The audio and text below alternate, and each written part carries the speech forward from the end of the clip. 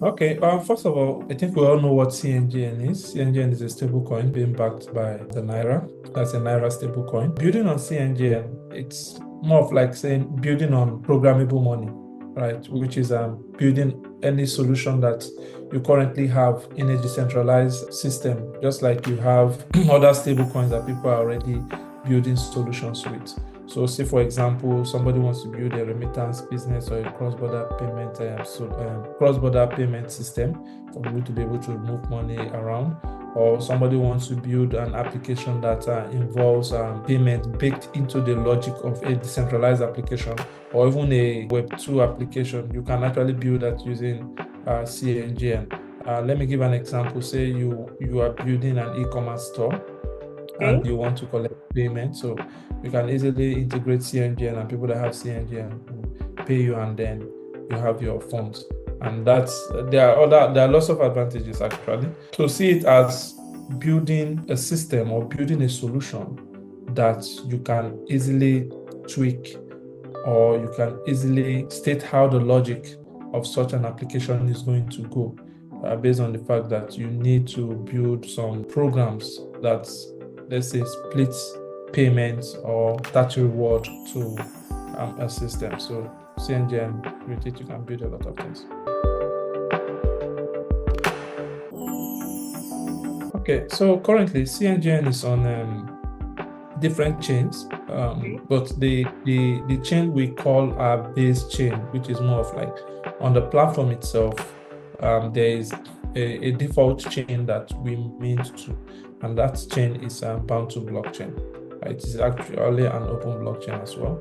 So say you come to the platform and you want cNGN to be minted to you as an off-taker or a merchant. The first chain that we mint to is the Bantu blockchain. Then from then on, you can move it to any other chain that we support.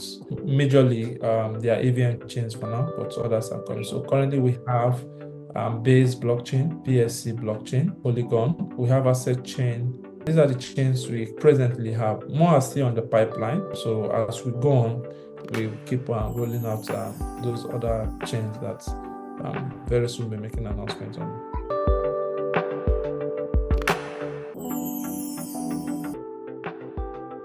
Okay, so we are playing in the digital asset space, right? That's what cNGN kind of like, right?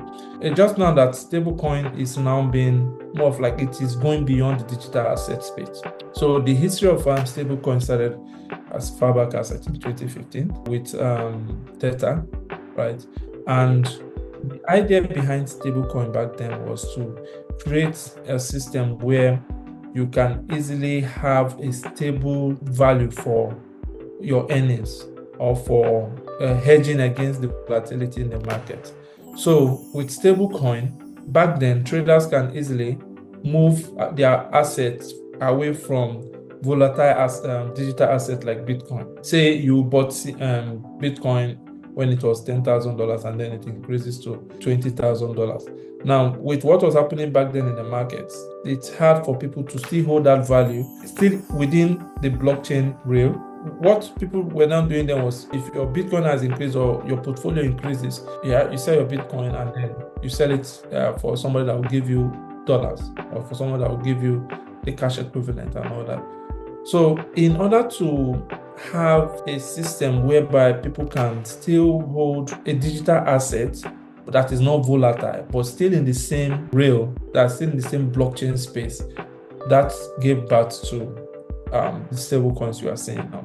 So I can easily swap or hedge my holdings or my position to stablecoin. So if, let's say, Bitcoin grew from 10,000 to 15,000 or 20,000, I can just simply convert it to stablecoin, and I'm still within that same rail without converting it to fiat.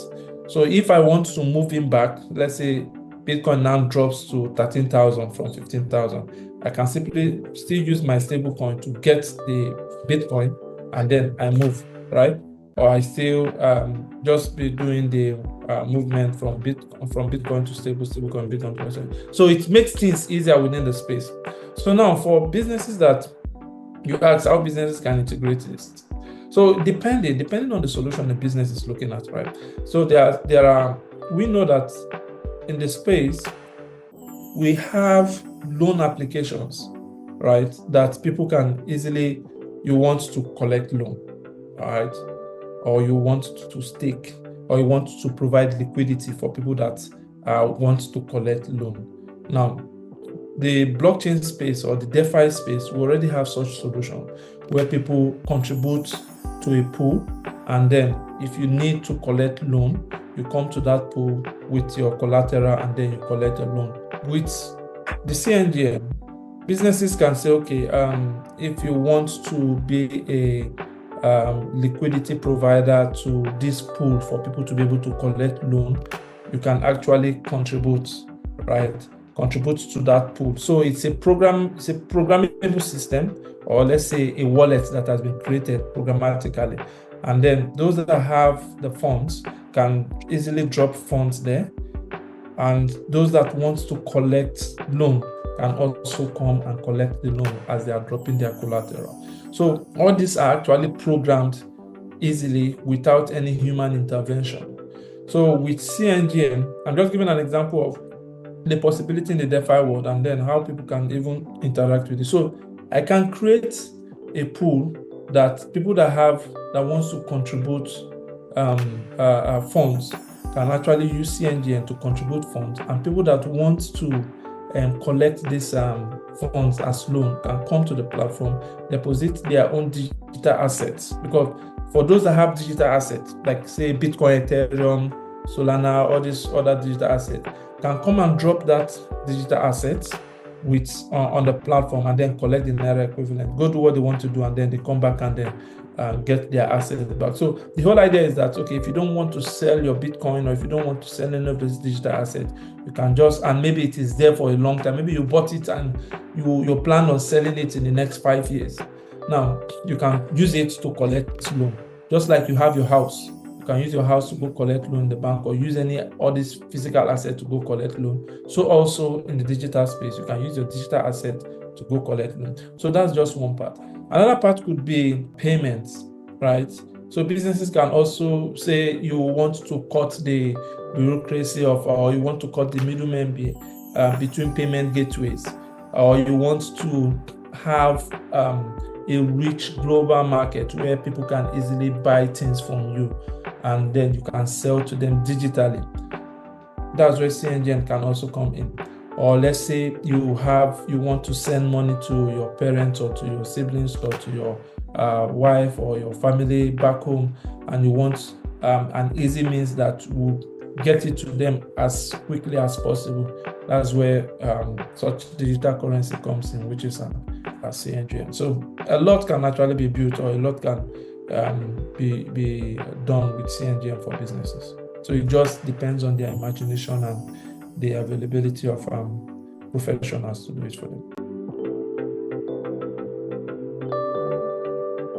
Now, the beauty of the blockchain space is that it is a public system. Public system in the sense that that's for the public blockchain. If I build a system, or if I build a solution and I put it on the blockchain, what I just need to give to a Web3 developer or a blockchain engineer is the smart contract address. I give them the smart contract address, and then I give them the interface of my contract, right? That's the functions that I've built in my contract and all that. And that's all they need. It is now left for their imagination to run wild on what they want to build on it. They can take my smart contract, that's the address, and then the ABI or the contract interface, go to their own system that they are building and build solutions in it, right? The solutions that they can build, let's say they are building a system that will transfer money from one person to another. They can build it inside their contract. Let's say they say, okay, transfer this money from this person to another. But say, for example, you want to build a wallet, and that wallet, you want to give somebody access to your money, but you don't want the person to have full access to your money. Say, for example, now you have a bank account, and you want somebody to be able to withdraw from that bank account, right? So you have $10 million in your account, and then you want somebody to withdraw just 1 million from that account. It's like check, right? You write check for the person, say, okay, you have the permission to withdraw 1 million from my account. You give the person the check, the person takes it to the bank gives him or her the money.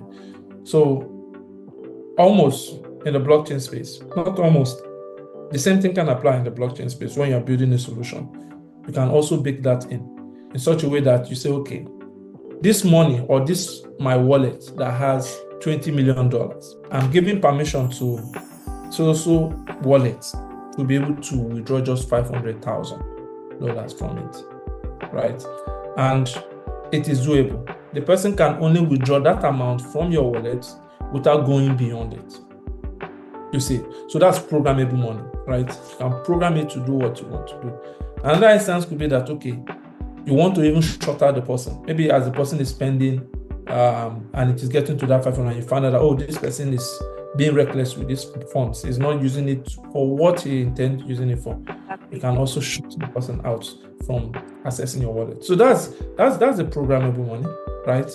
It's a programmable system that you can program how a money can be spent. So say for regulators now, maybe regulators demand that, okay, for every transaction that is involved with cNGN, maybe you as a Nigerian, you've integrated cNGN on your system or on your business, and then the regulators or the government say, okay, 0.75% of all your sales needs to go to the government. A contract can be built in such a way that immediately somebody is making payments, that's 0.75% is calculated immediately, splitted, and sent to a government wallet address or sent to the government directly, right? Without waiting for payment to maybe at the end of the day, you now start doing your calculations and all those stuff, right? So it's very flexible to build. You just need to know what you want to build, right? So for developers can build a lot of things. If you want to collect payment system, if you want to build a platform that gives yield in the sense that people want to be making payments and you need a way to collect such payments using Naira, you can still do that. Developers can even say, okay, if you have a digital asset, there's no point, or if you have cNGN, there's no point using your Naira in the bank account to buy electricity or to buy internet or to buy any of these utilities. You can still use your cNGN to pay for it, right? Why they do the conversion later on to Naira and then pay the vendors. So a lot can actually be built with cNGN by developers. It's all, like I said, it's all left to their imagination and how good they are with writing smart contracts and ensuring that it is secure. We take security very, very seriously. For trust, one way we guarantee that is having an open book. Open book in the sense that on our platform, if you go to our platform currently, you will see that for every minting we do to the blockchain, it is there, right? You know how much we have in circulation. Then also we have a read-only, or let me say view-only integration to our bank account, right? Where for every amount that is hitting our bank account that we are minting token for, you are seeing how much we have in our reserve, right? Then again, we have auditors as well that are meant to be sending their audit reports on our system for people to know, okay, this is truly what these guys say they've minted and what they have on the bank account, right? So all this is just to provide a transparent system for people to know that what we are minting is what we actually have. We are not minting much more than what we have. And then again, our smart contracts are also out there. Smart contracts that's audited by CETIC. We are open, right? It's not like we're hiding anything based on how cNGN is running in terms of the liquidity we have and liquidity we have in the reserve and what we have in circulation for all the blockchains that we currently support. A lot that I won't want to review now, but there's a lot in the pipeline that will be for the benefit of many Nigerians that even though you don't understand stablecoin, you'll still be using stablecoin, but behind the scene, right? I think that's where I would like to stop. Yeah, so we have a documentation, docs.cngn.co. Yeah, you can go there and read about the documentations, our documentation on how, if you are an optical, or if you have a licensed financial institution or fintech, then and you want to integrate the cNGN, I did mention this earlier. We built a library where you can easily integrate that library onto your existing platform without having to do much work regarding how smart contracts work. I was mentioning programmable money and also how you build it in the smart contract. So what we've also done is to make it easy for businesses not to worry about the complexity of smart contracts and all those the confusing stuff when it comes to Web3. So what our library, right, which comes in Java, TypeScript, PHP, and Python, you can easily integrate them into your solution and be able to create wallets if you want to create wallets for your users. If you want to do bridging, say for example, a user comes to you and say, okay, I have cNGN on BSC. Okay, so what I was saying was businesses can easily integrate our library to create wallets, to be able to do transfer, to be able to fund their accounts and get cNGN minted to their accounts, to be able to see transactions that they've carried out, to be able to bridge from one blockchain to another on cNGN. So it's just to help businesses start using cNGN on the fly without needing to hire a blockchain engineer or have their development team struggle to understand how the blockchain system works. Businesses that are building solutions around Web3 or want to build a solution that involves a blockchain and want to be able to seamlessly allow their users to make payment using digital assets. Digital assets now, cNGN being one of it, or companies that are into cross-border payment, cross-border settlements, businesses that are creating solutions for people to be able to buy and sell across borders. So you can integrate cNGN for people to easily make payment and then make withdrawals. So those are the kind of business that can integrate. I can't limit it because I don't know what people are thinking out there. But if you have a solution, or if you have a business that involves payment across border, or if you are building, or if you are into a solution that wants to grant people opportunity to be able to participate in a market that is global, or make your system to be a global market for people to effortlessly make payments to you or to those that are on the platform, then cNGN is a good enough fit for it.